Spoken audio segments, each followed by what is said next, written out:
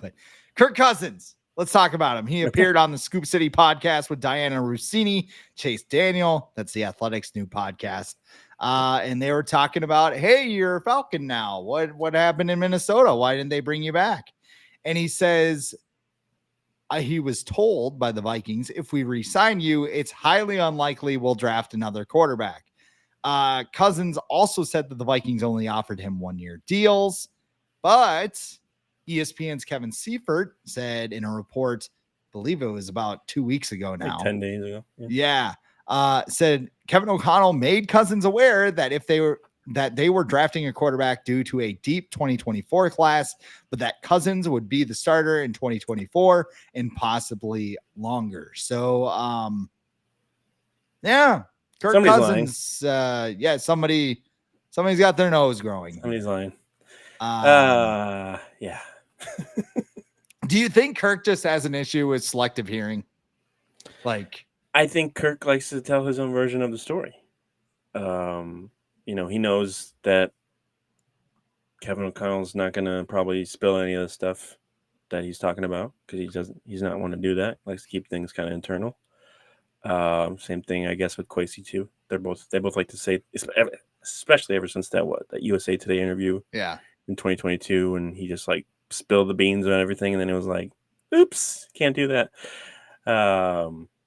But yeah, Kirk likes to make himself out to be the good guy in pretty much every situation. He doesn't want to come out and say, hey, they weren't giving me the kind of money or the kind of guarantees that I wanted, so I left.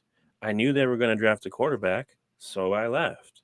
And then he got to Atlanta, and they drafted a quarterback, which they didn't tell him at all. At least the Vikings came out and were like, hey, dude, we're going to draft the quarterback. We're going to, he's not going to play immediately. I think it said in the Seifert article, like, they wanted Kirk to be the bridge guy. And I feel like him even thinking for a second that he was going to be a bridge quarterback probably just bugged the shit out of him. And he was like, no, I'm not doing that. I still got a bunch of career left in me. I'm not being a bridge guy. And then he went to the Falcons, and that's what he is. But at least he's getting paid. But yeah, I understand he's going to get these questions for a while still, but I don't know. It seems like something bothered Kirk. I feel like about the negotiations for him to still, because usually by now he's like, it is what it is. We moved on. I'm with the Falcons now. It doesn't really matter. He's usually not one to say stuff like this, I feel like, and so for him to say something like this is kind of out of his character, I guess. But I don't know. Maybe he's more brash and I don't know, cool in Atlanta. But I haven't really been paying attention to him down there, anyways. He said that he stays out of contract negotiations, so maybe his agent was this.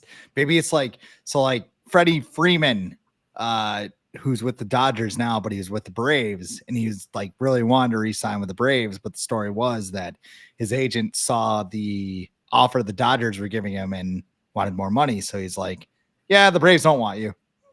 So let's sign with the Dodgers. And the Braves are like, no, we had this big offer out there. And I think the agent got fired or something like that. Like, it was pretty crazy.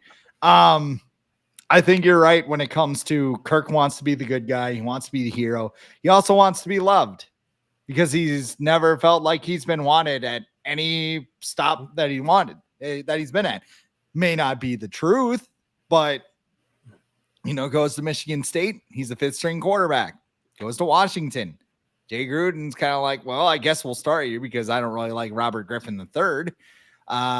Vikings sign him. They give him that contract. Everything's good until, the head coach doesn't like me. Fans don't like me. Like, just whack-a-mole, right? Now Falcons fans are kind of finding that out. So, well, it's not my problem anymore.